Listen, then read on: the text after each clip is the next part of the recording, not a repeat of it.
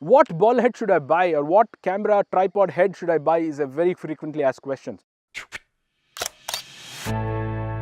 By the way, can I please request you to subscribe to this channel so that you get all the updates that we send. Also, it's a good idea to hit the bell icon so that you get instant notifications when we have new content.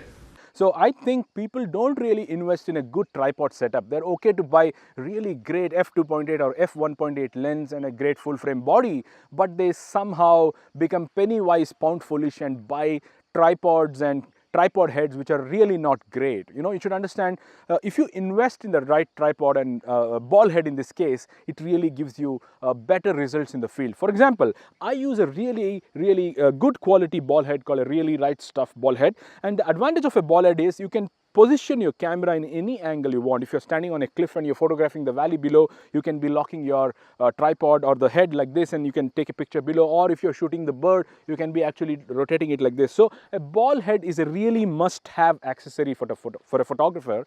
And I feel, don't be a little unwise by buying camera gear which are not really sturdy. You need to have a very sturdy tripod and a powerful ball head to take full frame cameras need be, or even 70-200mm kind of lenses. In fact, this ball head I have can also take a 600mm lens if you mount it on the collar properly. So I feel, do not save money on buying cheap ball heads which are plastic sometimes and which really don't have a good traction. And look at this ball head. I can actually be positioning my camera every millimeter of an angle different from each other, and it's really precise and accurate. So please go ahead and search for ball heads which are really good. I don't want to name all the brands there. I'm sure you can find out.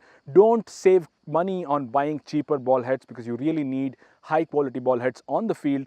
Trust me, it saves a lot of time and sometimes helps you make pictures faster, which would really not be the case if you got a very cheap ball head.